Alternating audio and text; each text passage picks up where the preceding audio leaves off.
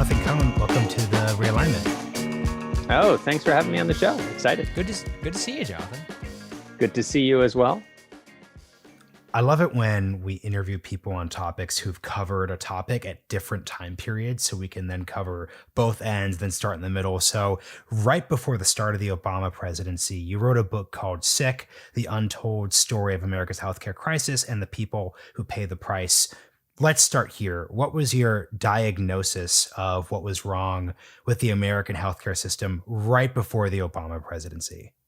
Yeah. So actually, diagnosis is a nice metaphor, both because it's medical, but also I think that's a good way to think of it. I mean, the symptoms. Let's talk about the symptoms real quick. I mean, you had a ton of people without health insurance. You had people with health insurance that didn't feel secure. They had high deductibles. They couldn't afford their premiums. The whole system was getting more expensive. There was really no way to control it. It was a disorganized mess. My diagnosis was we lacked a universal healthcare system, and in particular, something that looked like one of the systems abroad. I always remind people there's different varieties. If you go to different countries in Europe, you'll see a bunch of different systems, and some have a role for private insurance, some it's all public, some they're like utilities, but they all kind of have the same basic characteristics. And so I thought we needed to get to one of those systems where everybody has insurance and no one has punishing out-of-pocket costs, and the government has kind of some kind of handle on spending, so that we're not forking over so much money for what is, by as best as anyone can tell, not a better healthcare system. So here's what I want to get with, which is because there's a lot of posturing whenever it comes to healthcare, and what I really realize is like most people have no idea what they're talking about. So what actually did Obamacare do? No rhetoric, none of that. What was the state of the American healthcare system pre-Obamacare? Numbers of uninsured, the biggest problems that we had, etc. And then what did it actually do? And to add one thing to that, what did it try to do? Because there's two different. Yeah. So right. So like, let's start with what did it try to do, and then we'll get to Sagar's specifics around like what actually happened. Yeah. So I would, if we're going to just be really simplistic about it, it was an attempt to get us close to a universal healthcare system, both by helping more people to get insurance and make their insurance more affordable, and also to put in place systems and principles that any universal coverage system should have, recognizing from the outset it wouldn't get all the way there. And we can talk about why. Yeah. And my simplistic answer is, did it do that? Well, I think it actually did, with the very important qualification that it didn't reach as many people, didn't make insurance as affordable, and didn't establish as many of those principles as they originally hoped. So let's return a little bit in terms of the diagnosis there, and maybe a little bit you can expand on the work you did in Sick, which is that what was the political impetus for that? Because I do think it's been long enough that, so many of our listeners are, Zoomers, they're like 18, 19, they literally probably can't even conceive, or they were children whenever this was happening. That state of the healthcare system pre-Obama, what was it in terms of price, in terms of like middle class, poor, uninsured dynamics? Lay some of that out.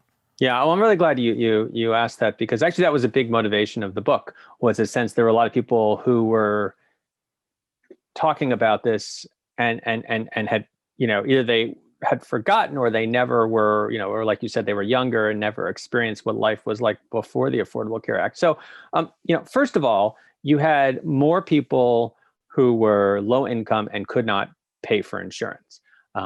People who, most of them were working actually, but they had part-time jobs, they had low-paying jobs, they had service jobs that did not provide benefits, and they had no way to get coverage. You then had a whole class of people who had some kind of pre-existing medical condition, and they did not, they weren't necessarily, maybe they were middle income, they were making a decent wage, but for whatever reason, they did not have insurance available through the workplace, so they had to go buy it on their own. And in most states, although not all, if you tried to buy insurance on your own and you had a pre-existing condition, either the company would tell you, we're going to charge you a lot more, we're not going to pay for anything related to your pre-existing condition. And just think about that for a second. Imagine your pre-existing condition is diabetes. That's like almost anything you could show up, at the doctor's office or hospital for, or we're just not going to give you coverage at all. And on top of that, the coverage when you did buy it, it frequently had big gaps in it, and you wouldn't discover these usually until it was too late. Because I mean, no one knew how to read through these insurance. There was no standardization, and just to give you a real life example, I remember interviewing a family, and this was a reasonably well-off family. You know, husband worked in a financial firm, had a good paying job, but the insurance policy had an annual limit on benefits of like $1 million. If you went over $1 million a year in charges, the policy didn't cover it anymore. Well, they had a baby, and the baby had a congenital heart condition, treatable, thankfully, but required surgeries and medications, and they hit that $1 million cap within a few months. So this is, you're a middle class person with insurance, and you can't afford your coverage. The whole system's getting more expensive, and there's really no way to control it. And so you had all of those problems, and they were facts of life. They had been for decades.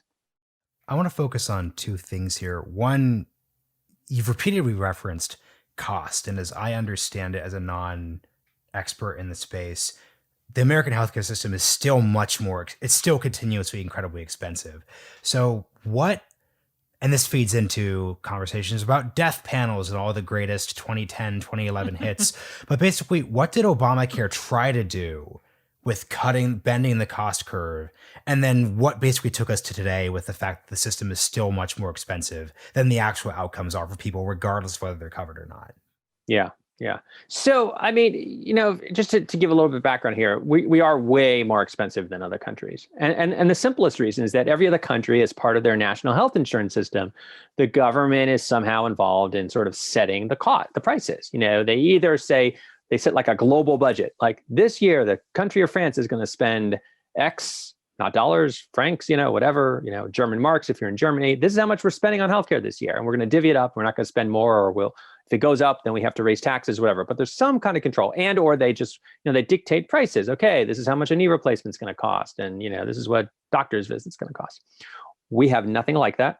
Right. I mean, we've never had that because we don't have an organized system.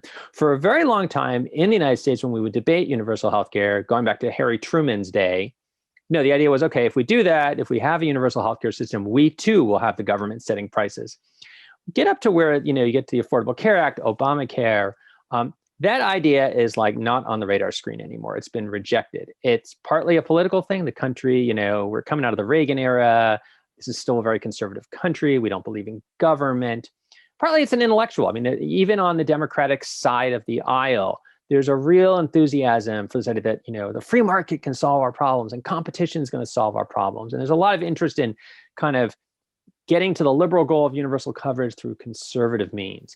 So for those reasons and a bunch, some others as well, the theory is, all right, we're not going to control prices. We're not going to set a global budget. It's too hard to do. No one, it's too hard to fight the industry, whatever. So instead, though, we're going to try to, there is this realization, really important, that not only is American healthcare expensive, but it's like inefficient in all kinds of ways. And what they decided they thought they could do is, let's figure out all the ways, all the levers we have in our healthcare system, a lot of which involve the Medicare program. And how can we encourage the system to move in the direction of more efficient care? And the theory was, look, Medicare is, we don't have control. We can't get our arms around the whole healthcare system and all of its spending. But, Medicare is like a really big chunk of it. Every hospital in America relies heavily on Medicare. Medicare announces it's going to start paying for something differently. Hospitals are going to respond. They can't just ignore it. So there's a lot of experimentation in Medicare in terms of like, okay, what do we know? What do we need to do? Like, can we get hospitals to focus more on like cutting down on infections, which is like something you should be able to cut down on inside the hospital. It doesn't take a lot of know-how. A small hospital can do it as well as a big hospital. And, if you cut down on infections in a hospital, it's going to cut down on follow-up care. It's going to cut down cost. So let's figure out ways to like penalize hospitals or, that have high infection rates, or reward hospitals that have low infection rates, things like that. And really to kind of, the theory was very much we have a lot of ideas about what might work. We're not sure which ones are going to make the most difference. So let's try a bunch of them, throw everything at the wall, kind of in a pilot program, see what works, and then double down on those. And then there were some other bigger kind of I don't want to say clumsier, but cruder ways to cut costs. So one of them was they just cut a bunch of money out of Medicare that was going to private insurance companies that contracted with Medicare. They just said, hey, we're going to pay you less. And they actually went to the hospitals and said, you know what, you guys can make do with less. We're just going to cut, your productivity adjustments. And then, they changed, or they tried to change, then it got repealed, the sort of way the tax code treats health insurance, which was something all the economists were very big on because they thought this was a really good way to control costs. Became very controversial and ended up getting repealed. But so it was basically this sort of multifaceted effort to do that. Got it.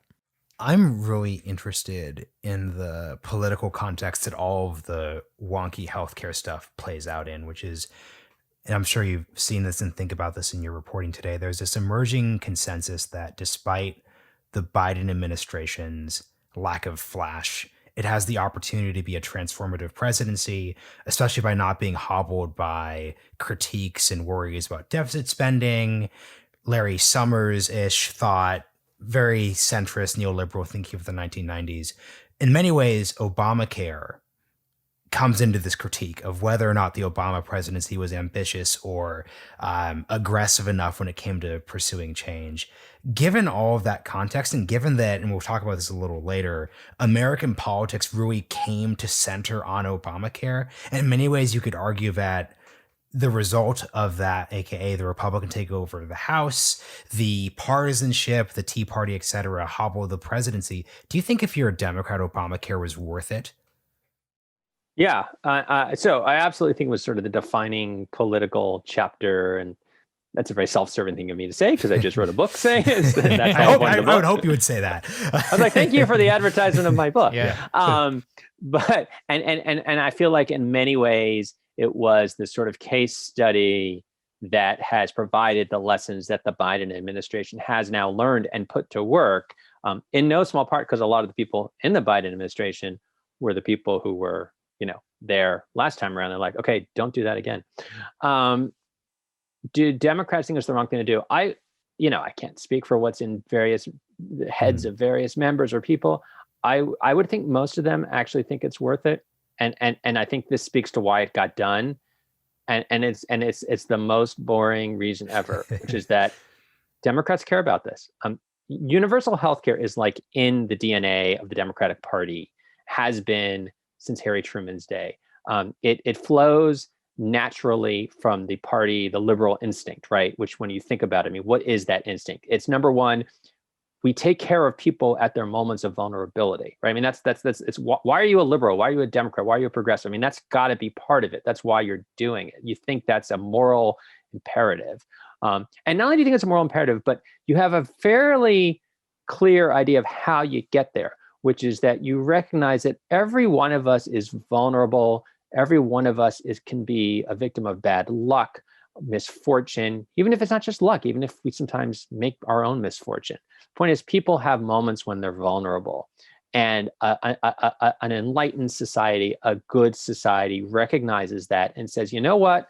We're going to protect people, and we're going to protect people by everyone pooling together. It's in everyone's interest to be part of this mutual security scheme.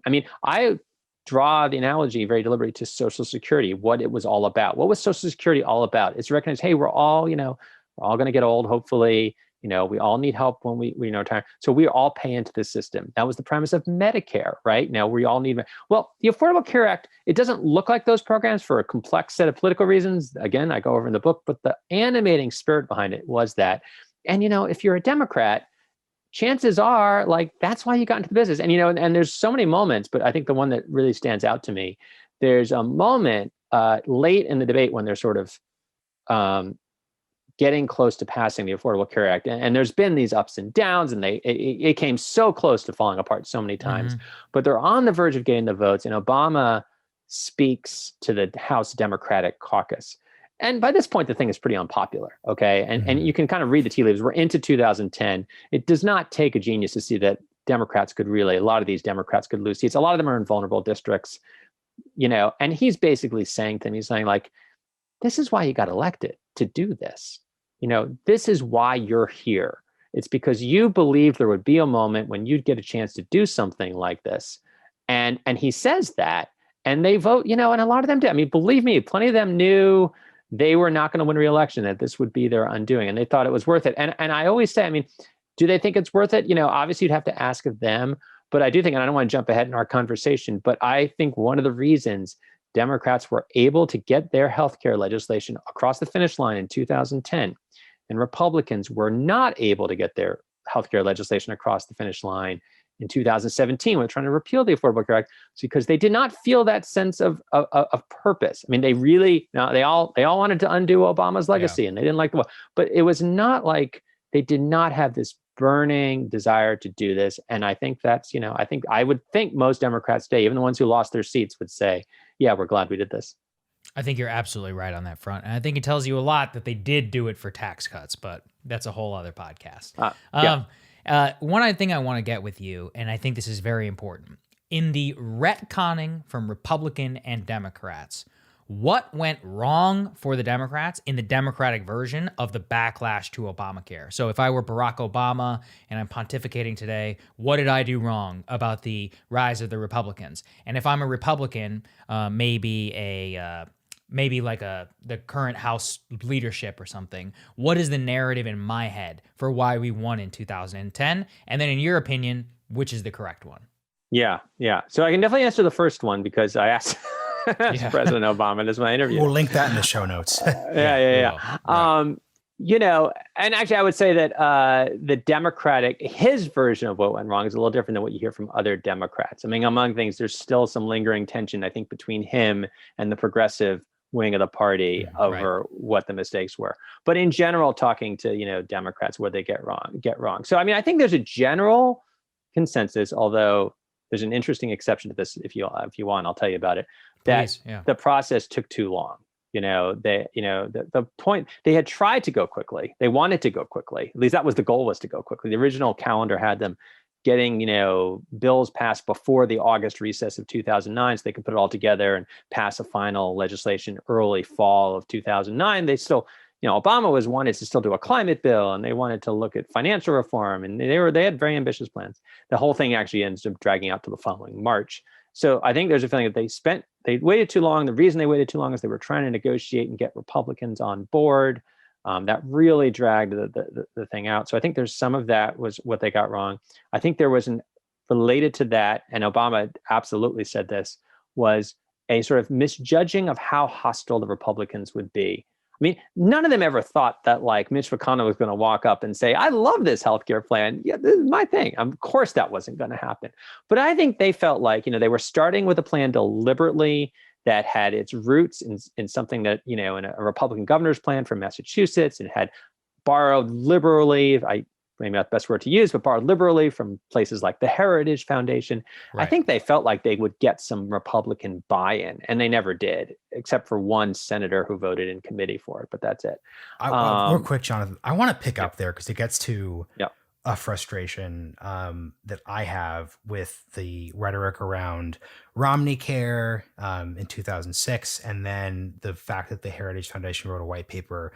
I spent a lot of time in conservative think tanks in Washington, D.C., and I just help me understand if that belief is in good faith but wait, Heritage wrote a paper, because I don't think anyone who spends any time in center-right D.C. would believe that a random scholar writing a report has any sway or weight with Republican voters or Republican elected officials, right? So for example, like we started this podcast at the Hudson Institute, a conservative think tank in DC. A Hudson Institute scholar once wrote a paper saying he favors a carbon tax, which great, sure. Like let's have a conversation there. But if you are a Democrat and you look at the existence of that track record of white papers that probably 5 people read, it seems insane to me that you would assume that says something broadly about the party and where its voters and elected officials actually are. So can you just talk about that environment? Because this has always just seemed intuitive to me that wouldn't be true. Yeah. So let me agree in part and then disagree in part. So the agree in part is that I do think there's a mythology that's built up around this where, and the mythology goes like this. Democrats adopted the Heritage Foundation plan as their healthcare plan, and Republicans all turned on it when they used to support it. Well, no, right? I mean, obviously that wasn't. And in fact, and in the book, I talk about, one of their huge differences, the Massachusetts health plan, which is, was the Romney plan in Massachusetts. One of the biggest differences between that and the Affordable Care Act was The Romney plan, you didn't have to raise money for. Because of the circumstances in Massachusetts, and this was in fact a big reason why they got it done, they didn't have to raise revenue, which is always the hard part. So, obviously you were having a huge tax increase that was going with the Affordable Care Act. Of course, you're going to lose a lot of Republicans on that. So let's not oversell that for sure. Yeah.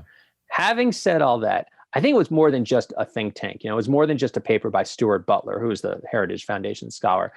First of all, again, and something that's very important to remember, the entire Obama healthcare effort takes place in the long shadow of the failure of the Clinton healthcare effort in the early 90s.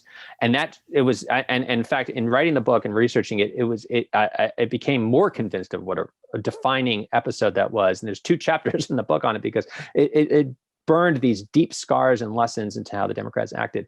And if you go back to the history of 93, there was a moment early when they could have probably negotiated and come up with something bipartisan with some of the Republicans there. You were already seeing the Republican Party change from where it had been, but you had a number of moderates in the party, and there was a real sense that you could deal with that kind of moderate wing of the party. Now, obviously, that wing had shrunk by 2009, but it was not that long ago. It was only in 2003, 2004 that you had Republicans doing the Medicare Part D, the drug benefit for Medicare, and that had been partly bipartisan. And then just a year or two before, Democrats and Republicans had gotten together to pass bills reauthorizing the Children's Health Insurance Program. And, one of the things in the book, I sort of recount these meetings. I got to see some notes from where like Charles Grassley and Orrin Hatch were sort of talking to Democratic lawmakers. And I learned, I'd never heard this before. I learned that Orrin Hatch had actually, who was a senator from Utah, very conservative, but had a really strong personal relationship with Ted Kennedy, had actually dispatched his staff to Kennedy's staff, said, let's try to do something together. So I don't think it was as crazy an idea as it looks now, that they would be able to get some buy-in. And it really is not until 2009, 2010 that the party as a whole just turns against universal coverage in principle. Until that time, you had prominent members who were like, we can do this, we can work with this. I think looking back, it was wistful, it was unrealistic. I think any bill that could have gotten Orrin Hatch and Charles Grassley, who were 2 of the Senate leaders at the time and the Republican on board, would have been so much smaller than what the Democrats wanted. It would probably have never taken off. Yeah. But it was a lot less crazy than it seems now, I guess is what I'm saying. One quick thing on this, Sagar, because I'm fascinated by this debate.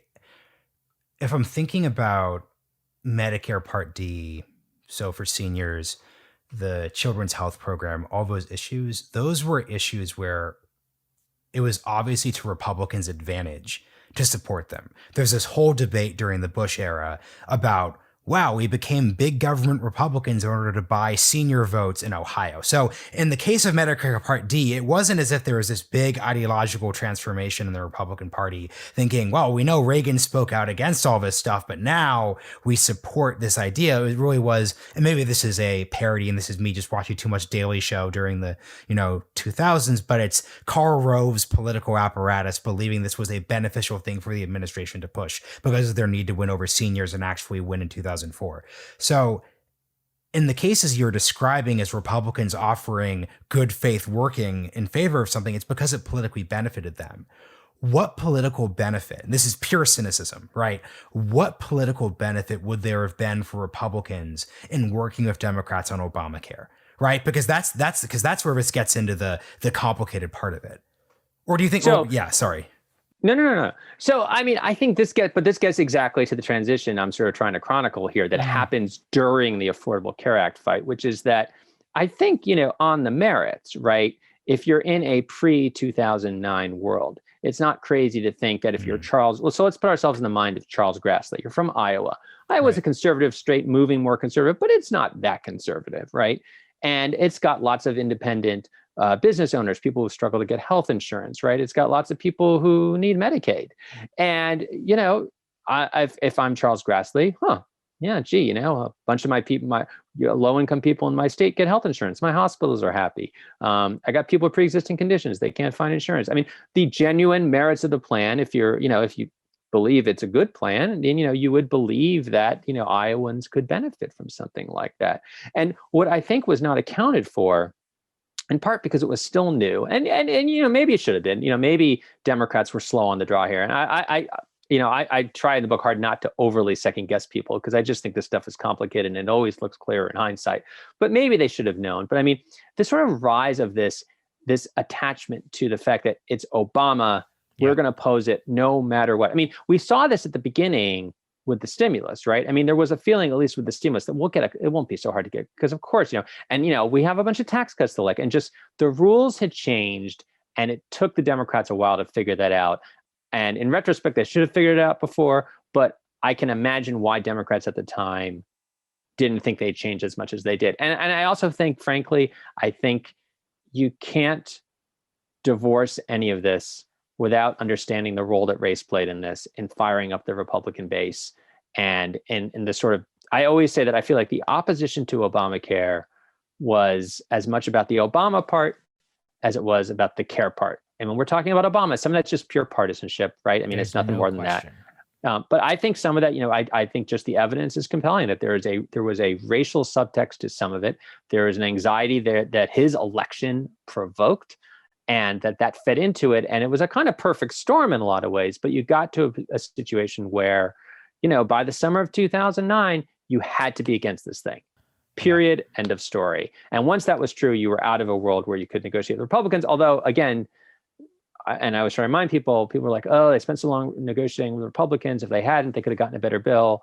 And I just said that. So I think that's at least partly true. But the hard part wasn't getting the Republicans. It was getting the conservative Democrats on board, or keeping them on board.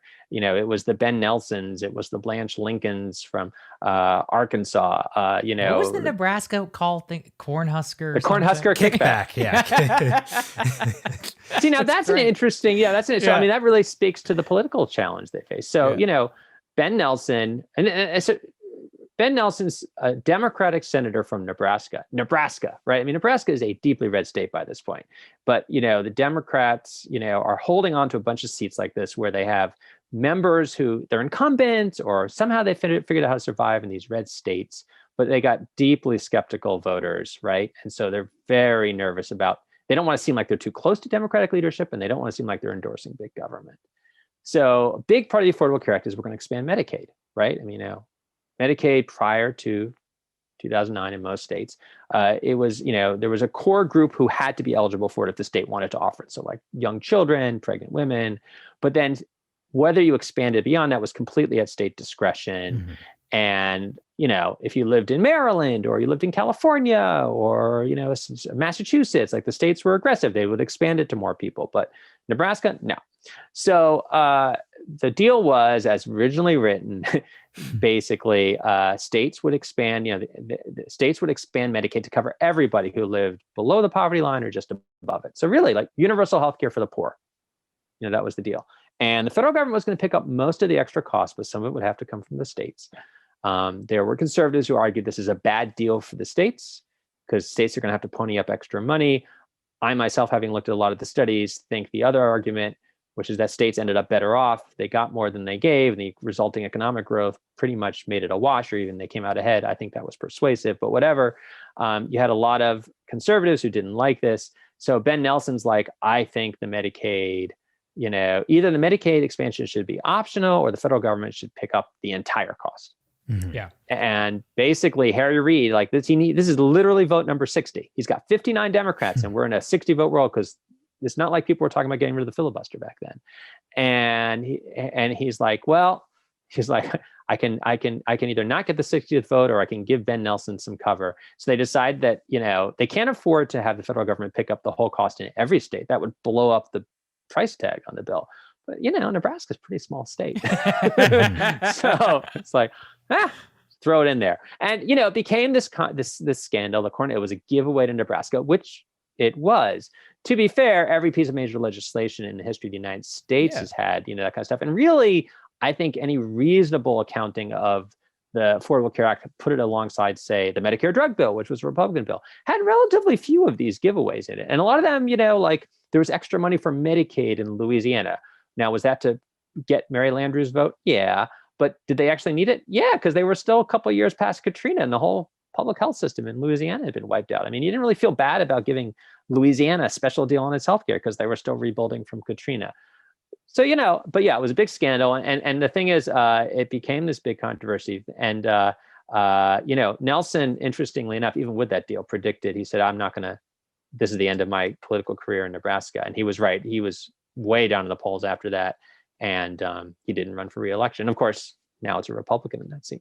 Right. It's so fascinating just to relive some of this stuff. Just for audience context and yours, I was an intern at the time for Chet Edwards, RIP, who was a Democrat from my hometown, College Station, who represented the most Republican district of any Democrat. It was like R plus 35 in terms of what it was.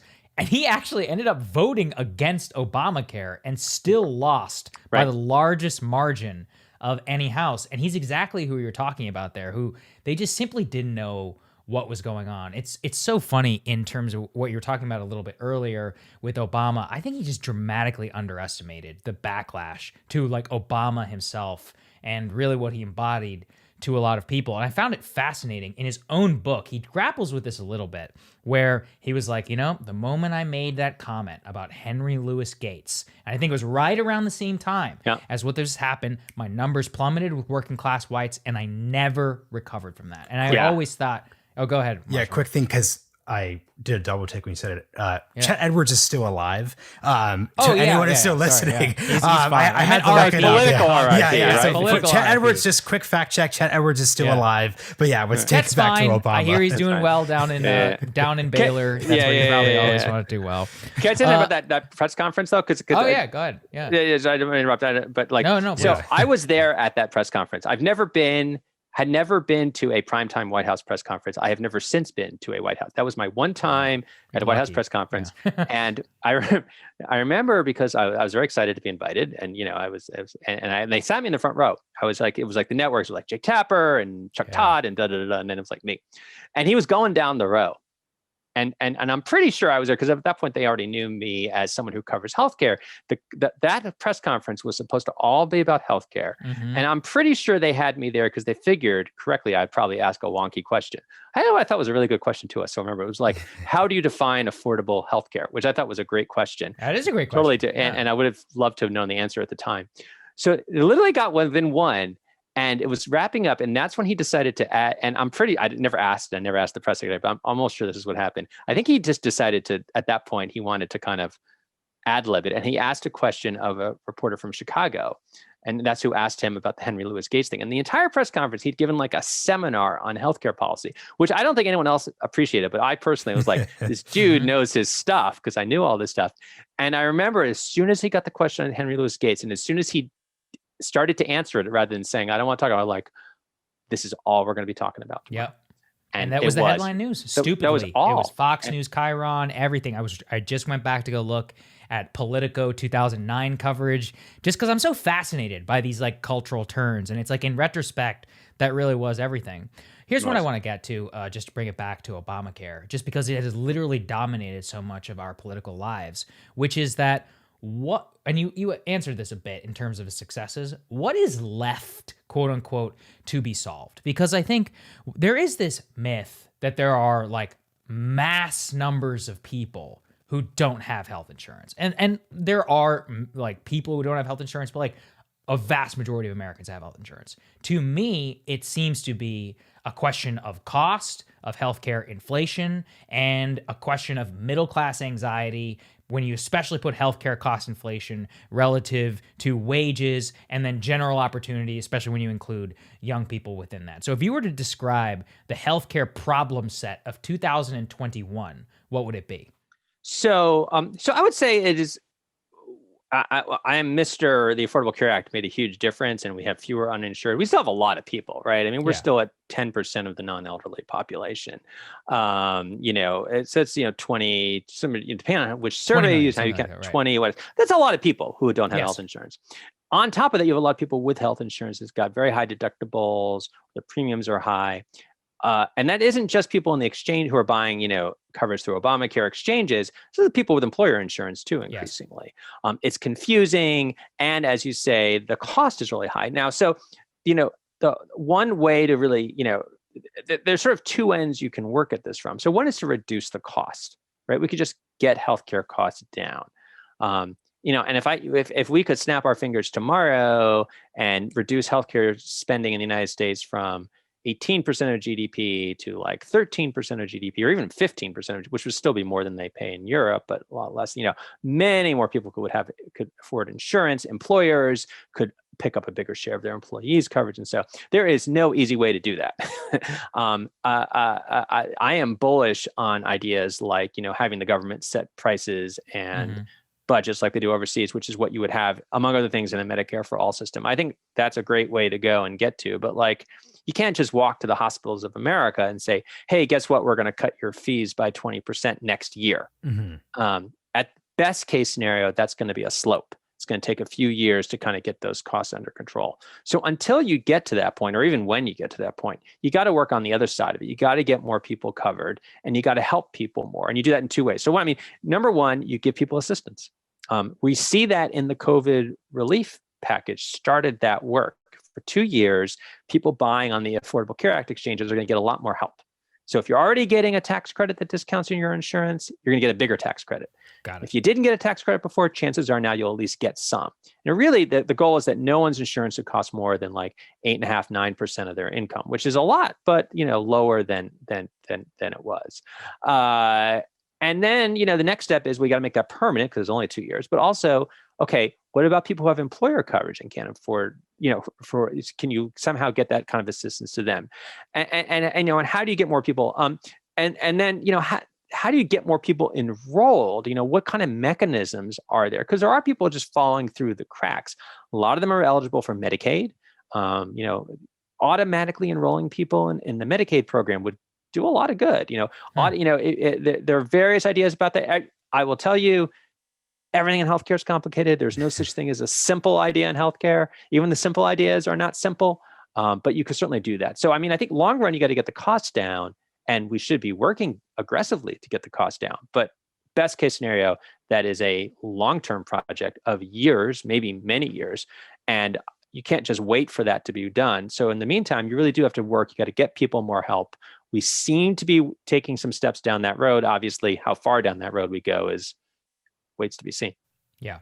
For our last section, let's discuss we're going to go through cheesy metaphors, the elephant in the room.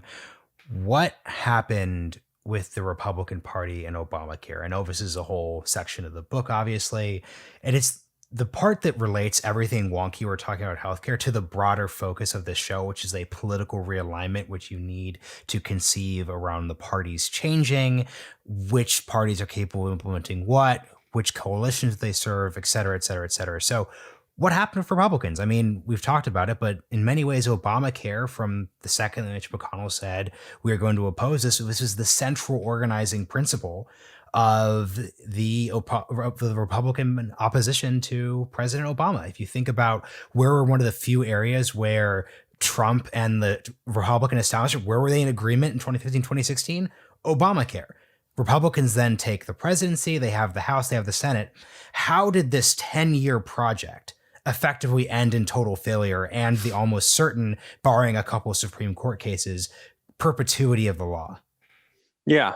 So the party perpetuation of the law. Need to correct that. Right. I know what you meant.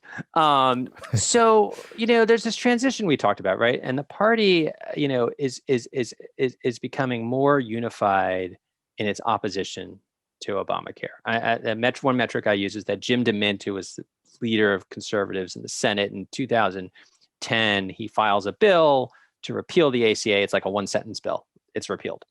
And it has a handful of sponsors. I can't off the top of my head remember how many. He introduces the same bill in 2011 after the new Congress has been set. And every single senator in the Republican caucus joins that bill. Yep. And they're all against it. So they've now taken a position completely against the Affordable Care Act and really against universal health care because there's only so many ways to get to universal health care. And basically Democrats co-opted the conservative road there. We were talking before about the Heritage Foundation, whether it was realistic to expect Republicans would support it. But the fact is, if you want to get to universal health care, there's only so many ways to do it. And the Affordable Care Act is about the most conservative way you could do it. So if that wasn't acceptable. Because you covered over something which people may miss. Why does it matter that it was repeal and not replace when it came to Jim DeMint making that statement? Yeah. So, I mean, from the very beginning, there's a sense among at least some Republicans that, well, now this thing is here. We got to say we have something else. So the slogan early is repeal and replace. We're going to repeal and we're going to replace the Affordable Care Act. That was the goal. But they never had a replace. They never had a plan. And the reason they didn't have a plan is that it wasn't like there were no ideas out there. You had conservatives who work in think tanks, right? Who were working up white papers. And there were like members of Congress like Senator Orrin Hatch or Congressman Tom Price, who goes on to serve in the Trump administration, who actually wrote bills and they cared about this stuff and they worked on it. But any policy is hard. Healthcare policy is really hard because there's like what you want to do, and then there's translating it to legislation. And you quickly find out everything's more complicated than you thought. And you got to sort of account for, well, what's the Congressional Budget Office going to say this thing is going to do? And oh, wait a minute, like half my party wants to do one thing, half my party wants to do something else. And oh, by the way, like the drug companies are out there, they want X, and the hospitals are out there, they want Y. People have this kind of insurance and that kind of insurance. And then there's like all this regional stuff that like no one ever talks about. Just layers of complication layers that basically.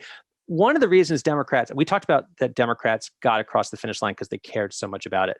The other reason was they spent 10 years preparing for that. Like they worked all that stuff out. They did the like unglamorous, grinding, hard work of like having discussions and convening meetings and going through white papers and all that's boring stuff that actually matters. And so that they were ready to hit the ground running in 2009. They were all on the same page. They are like, okay, this is what our plan is going to look like, and we have some sense of what it's going to do, and we're basically behind it. And even then, they almost didn't get it passed, right? But they had all that. Republicans get to 2017, they've done none of that work. They haven't done the hard work because it would have been hard. It would have been complicated. They would have had to do something about the fact that, well, half this party like thinks the welfare state should like be blown out of existence. Half the party is like, oh, well, maybe we should keep some parts because my constituents like it. Then like there was part of the party that frankly just didn't care. There's in general, I have quotes from Republicans like, Republicans don't do healthcare. They don't care about healthcare. And that's like not me. That's like former Republican staffers saying that. And then meanwhile, the whole time you have Republicans promising this great alternative, especially Trump, who's like, we'll have great healthcare for everybody. It'll be cheaper. It'll be better.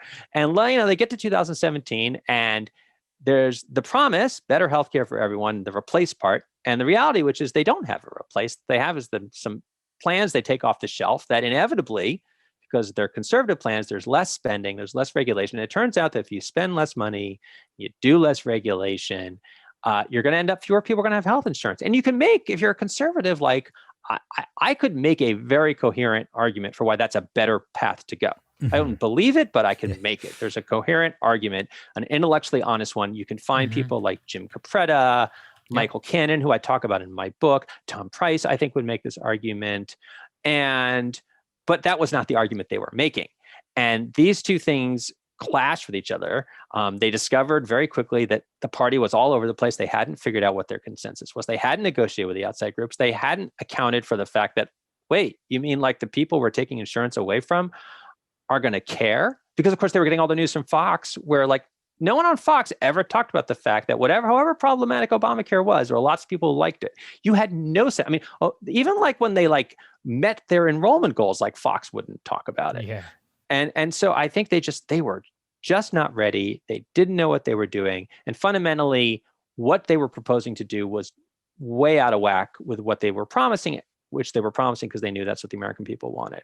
And, that's just that despite all that, like, let's be honest, they got pretty close. Yeah. But they didn't succeed. Can you answer this for me? If there's one thing which is permanently imprinted in my mind as like a Republican policy position on healthcare, it's repealing the inability to buy healthcare across state lines. You read a David Frum book from 2007, he'll talk about it. Trump was way into the line saga. I think you have a story on this too. Yeah, he'd be like, the lines between the states at the same conference where he said, quote, and this is my favorite one, nobody knew healthcare would be so complicated. He did not. And I was like, it's like, actually, dude, literally everyone knew it. So could you just explain this? Because two books I wrote on it. 2 books. Yeah. So could you just explain the state lines thing? This is just like personal question. No. What is it? I don't get it either. Yeah. Yeah. So let's stipulate that Donald Trump had no idea what he was talking about. He's the most policy-free president. I mean, there's scenes in my book of him negotiating, and it's like comical to put those aside. Obama was like deep in the weeds of like regional reimbursement rates and stuff, and Trump's like, does. I've always wanted, no one ever asked him, explain the difference between Medicare and Medicaid. I'm sure he couldn't do it. Like just, there was just, did not understand it. So let's leave him out because there is a coherent argument here. So the argument on state lines, this goes back to it's a weird argument because it's really more about a pre-Obamacare world anyway. But the basic idea is that insurance for people who buy coverage on their own is regulated at the state level. Traditionally. Now, the federal government has, thanks to the Affordable Care Act, has put some overarching standards that now apply. But before that, it was all done at the state level. And, so if you lived in a state like Massachusetts or, California or Maryland or a liberal state, chances were good there were more regulations because in general you had legislators like, we think, like we want to make sure the plans cover diabetes care and there should be prescription coverage and maternity coverage and you shouldn't be able to be kicked off your plan. Now, different states were different levels and sometimes conservative states had it. And a lot of these regulations, frankly, had less to do with what was good for the patient and more to do with which provider group had a lot of lobbying power. So, the sort of podiatrists were very powerful. And guess what? Insurance in Minnesota covers podiatry. You never think of the podiatrists as the lobby of power. You don't, but you know what? I as a runner, like podiatrist is like, I've like, thank God for my podiatrist because like saved my running. So the theory was, and this is true, by the way, is that, well, those regulations make your insurance more expensive. They do, right? I mean, if your policy has to cover this thing, then someone's got it. That means the insurance company is forking over the bills to pay for this. They're not going to eat that cost. They're going to pass it along. So it's premiums. So like let people, if you let people buy across state lines, which you can't do, then let's say you live in Minnesota and you don't want to pay for your podiatry. Well, but guess what? In North Dakota, the policies don't have to cover podiatry. So I can get a policy for North Dakota. So the problem is like, that's, you undermine all the regulations. So North Dakota, is what in theory, if you take this to its logical conclusion, you end up with a world kind of like credit cards are, where basically all the insurance companies go to North Dakota and they live by the North Dakota rules. And suddenly you can't get policies that like have maternity coverage and you can't get policies that have prescription coverage. Now, as a practical matter, because it's healthcare, and yes, Donald Trump is very complicated, but a lot of people have looked at this and said, at the end of the day, it's not clear how much that's going to happen for various reasons. The way insurance works, like it's actually really hard to run an insurance policy from another state because of the networks and such and such. So it's not clear like whether it would really happen. But in general, I think it's fair to say that if you're doing across the state lines, it's a way to undermine regulation. And the problem, basic concept of healthcare insurance is you want people in one pool. Anything that moves you to more separate pools, you're separating people by their risk. And it ends up in a world where people who have more medical conditions pay more for their bills, which is kind of the opposite, if you believe in universal healthcare, of what you should be doing. So final cues here, really, which is that we can't talk about healthcare without talking about Senator Bernie Sanders. So how did Bernie Sanders, the 2016, 2020 presidential campaigns, both failures, but still popularization of Medicare for all within the Democratic Party? I think M4A has 130 co-sponsors or something in the House, which is a lot, and not necessarily any real support in the Senate there. How did he change the healthcare conversation, both on the right and on the left? Yeah. So Bernie, let's start by let's note that Medicare for All was the original idea for universal coverage. Harry Truman's idea for it was, and it basically fell out of fashion, and it's now back in fashion in a very big way. And while there's no single person responsible for that, certainly there's no person more responsible for that than Bernie Sanders, and that is because he has persistently argued for it, and then as he became more popular, used his popularity and his arguments. He's very good at arguing this, I think, to give the idea a new life, and that's doesn't happen that much in American politics. No, so like yeah. that is to his credit, I think, enormously. I do remember there was a time in 2016 and 2017 where a lot of people who were liberals who were very worried about the future of the Affordable Care Act and the possibility of repeal felt like he was undermining the defense of it, because he spent the 2016 campaign beating up on Hillary Clinton for not being good on healthcare. And whatever you can say about Hillary Clinton, I mean, no one lives and breathes healthcare more than Hillary Clinton. She had some, she has her reasons for not thinking Medicare for all worked, but very dedicated to the cause. And there was a moment in 2017 when he jumps out after the first repeal vote fails and he's out with his Medicare for All plan again. And the thing almost came back from the dead, repeal. And so there was some concern. But I do think, allowing for that, he did elevate the cause. He has pointed us in that direction. I think he's making very good arguments on the merits for like why a Medicare for All system would be better. I love the moment, I don't know if you remember, in the 2020 primaries, I'm pretty sure it was 2020. I'm getting old. I like forget these things, where he's like at a town hall for Fox, and like the Fox hosts think they have a gotcha because they're like, oh yes, who wants to give up their employer policy? And he says, let's ask. Who wants to give up? And everyone's like, I'm happy to give it up for Medicare for All. Now, to be fair, I think anyone who's looked at Medicare for All knows it's so much harder to actually get that through the legislature once you move past the abstract. To be fair to Bernie Sanders, he knows that. Bernie Sanders voted for the Affordable Care Act. He could have held the whole thing up for a ransom that was unrealistic. And what did he do? He asked for money for community health clinics to get poor people health care.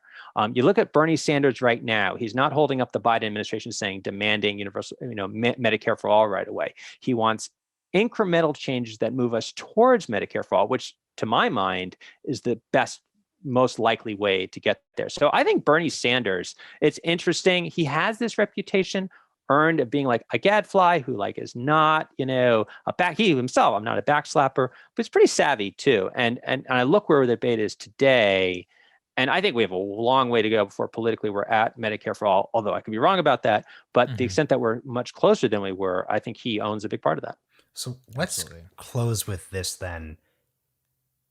I look at this history, and we didn't get into it during the episode, but the book talks about the evolution from Truman, Reagan, and LBJ in the 60s to the possibility that there could have been some form of bipartisan coalition of Richard Nixon and Ted Kennedy, Clinton care, Obamacare, no Republican repeal. I look at that history and just conclude some form of government-sponsored universal coverage beyond Obamacare just seems inevitable to me, given the dynamics of the Republican Party, given the fact that this seems to just be a clear high priority for parts of the Democratic Party. Is that correct? Is that incorrect? Nothing's inevitable, obviously, but I just can't look at the incremental. I guess the better way to put this is if there's a place where the center left can argue to socialists that incrementalism does actually seem to work, it would seem to be healthcare policy. Maybe not on the right time scale for everyone, but just what's your general characterization of that perception of mine? Yeah, inevitable is a big word. Like, I don't know if I buy inevitable unless you're dealing with a really long time frame. Yeah. But time frame, because the key thing about because this is why I don't think the time frame matters that much. Yeah. If you listen to Reagan's arguments in the 1960s, if you look at the Republican arguments in the 2010s, it's specifically that universal coverage, especially this government run, will fundamentally transform this country in a really negative way. So given the apocalyptic nature of the critique, it would seem to me if we're concerned about America, if we're concerned about the country, you should, let me put it about, let's assume every single thing Republicans say about this issue is totally correct. We should care whether it's in 2050, 2020, or 2080, from my perspective.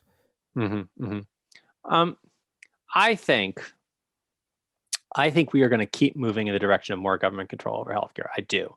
I think that's the direction we're going. And I think the policy lessons from the Affordable Care Act all point in that direction. I think that's where the energy of the Democratic Party is. And I think that's what the American people are trending towards. I think we are coming out of, and it's hard to be sure about this, and there's so many variables, but I do feel like we're swinging away. In the book, I really try to put this in the context of the broadest political trends of American society. And if you think of this sort of New Deal era of faith in government and enthusiasm for new programs, that then ends around the 60s for a variety of reasons we've all discussed. And then this sort of Reagan era that I think we're just now really coming out of. I think in 92, people thought we were coming out of it, and then we weren't. And then I think in 2009, people thought we were coming out of it, and no, we weren't. But I think we might actually be coming out of it now. I think the pandemic has something to do with that. And this could go either way, but I just feel like we're going to keep heading in that direction.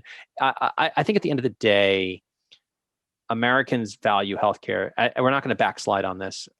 I doubt. I think like the political verdict has been rendered on the Affordable Care Act, right? I mean, I just think repeal is not popular. It blew up in the Republicans' faces.